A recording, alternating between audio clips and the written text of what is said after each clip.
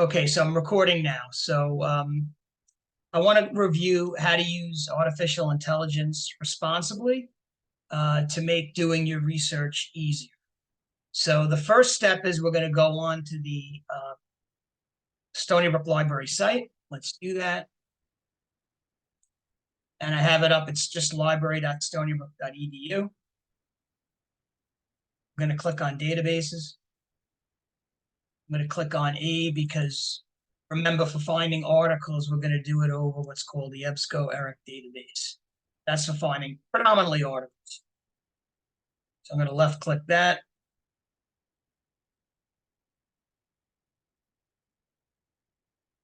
And I usually, what I typically do is I hit select all to get as many articles as possible. That's a little dot in the upper left. Hit continue. And I like to do an advanced search.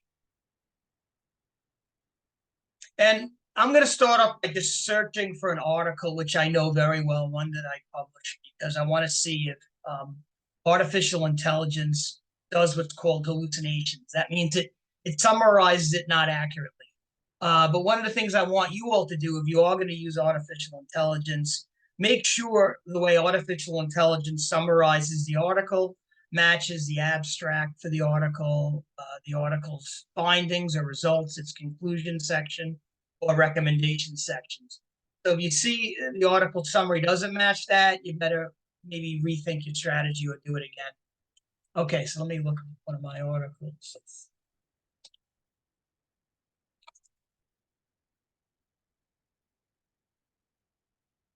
I'm going to search for something that I published.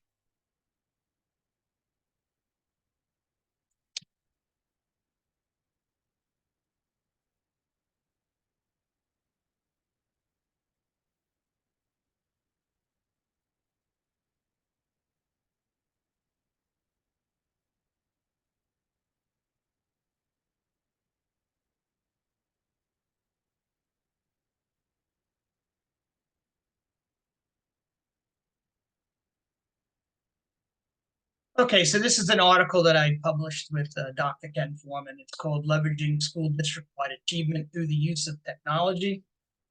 So I'm going to left click on that. And I'm going to click on the left where it says full text from the ERIC database because I want to download it. Okay. Then in the upper right, it says download the full text. I'm going to left click that.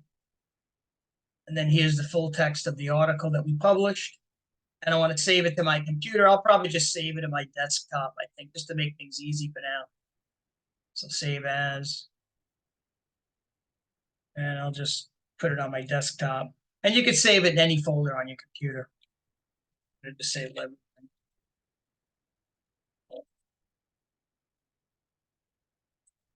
Wide achievement. Hit save. All right, that's done. Now, one thing regarding using AI. I know you all have Stony Brook University Gmail and Google accounts and Google Drive. Unfortunately, Stony Brook University does not have access to what's called Gemini. That's Google Gemini, and that's the artificial intelligence that I recommend you use for this presentation. So you need your own personal Google or Gmail account and Google Drive account. It will not work through Stony Brook University Google or Gmail account or Google Drive. So all right, so I downloaded that. I'm going to go to this is my personal Gmail account. I'm going to go to Drive. And within my Drive, I set up a folder. It's hard to see, but I named the folder Gemini. So I'm going to bring it up. And as you can see, I already have some articles in here, but I'm going to upload the article that I recently downloaded from the Stony Brook University Library. So file upload. It was from my desktop. It was called Leveraging School District-Wide Achievement. I'm going to upload this to my Google Drive folder. And there it is. And what we're going to want to do is where it says leveraging school district-wide achievement through the use of technology, that's the file. There's these three dots to the right. I'm going to left click that, and I'm going to click Ask Gemini. And then Gemini is going to give me a summary of the article.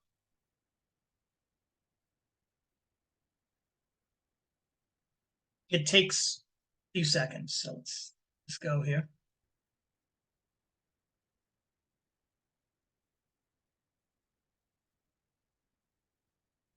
Okay. So I'm going to make this a little bit bigger. Unfortunately, I can't make it that much bigger. I'd have to cut and paste it in Google Docs, or you can cut and paste it in the Word. But I'm just going to look over the summary. This looks right because we studied, I know, 94 school districts. We looked at the impact of technology on student achievement. It it uh, it distinguishes between our lit review, which is on the theoretical framework, and it distinguishes that from our findings. That's positive. And it looks like it got the years right, where we took the data from New York State data site. And the results look accurate.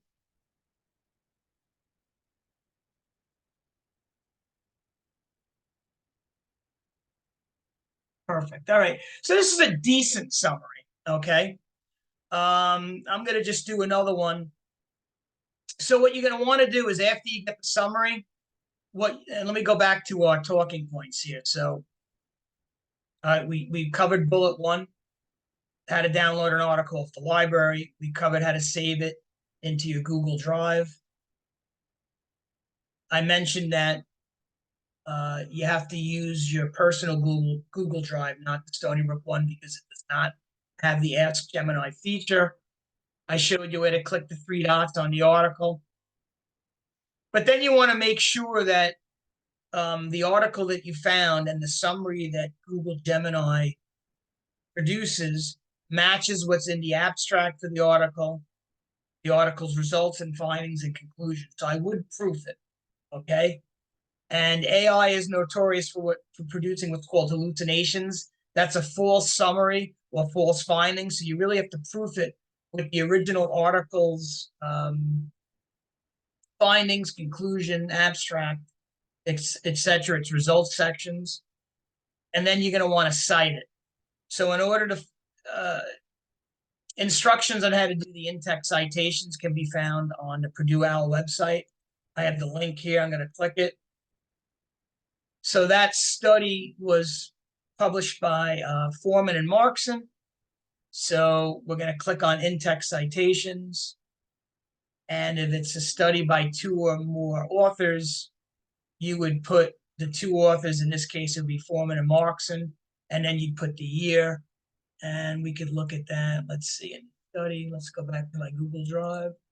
I even forget the year. Oh, I might not have the year in here. Let's see. Oh, it's spring of 2001.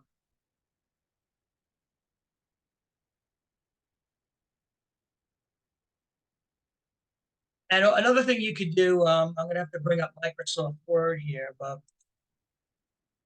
and I think I showed you this in one of the lectures within the course. You just bring up Word.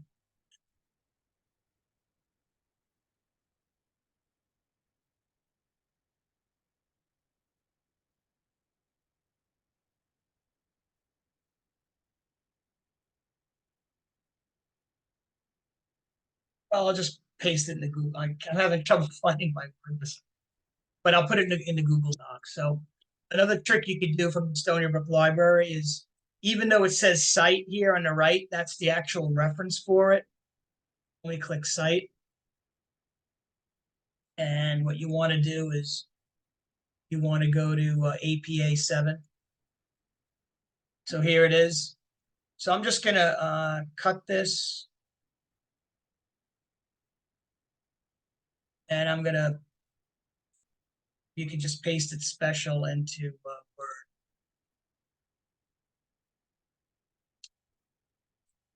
Okay, with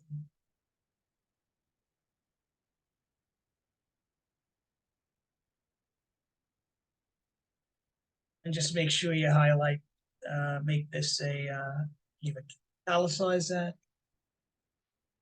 And then you need to make this a hanging indent.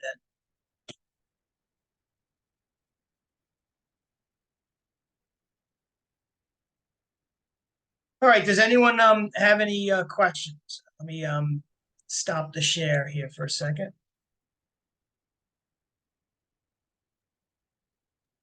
Yeah, I'm trying to do this right now with an article I've saved, and the Gemini button is not coming up. Are you doing it within your Stony Brook Google Drive? No, it's in my personal one. Have you registered with Gemini? You might have to register. Okay, okay. I'll work on that. Now, that's a good call. I'm glad you asked that. So go to gemini.google.com and you might have to sign Okay, up for it. And then got it. it'll be a feature within your Google Suite. Okay, thank you. But just, keep in mind, so first of all, Nicole, did I miss anything from the bullets that I was supposed to cover? I think I went through Oh, this. um, no, it seems like you got everything. The key is you don't want to cite Gemini. Gemini didn't write that study. It was Markson and Foreman, right? So Yeah. you want to cite the authors, and then you want to make sure the summary that Gemini produces matches the key findings of the article that you are, obviously citing, and then reparaphrase it. Put it in your own words. I mean, Gemini makes it very simple. By simplifying the text, you're going to basically make sure that Gemini summary matches the findings of the article, and then you're just going to reparaphrase it, put it in your own words. It makes it really easy.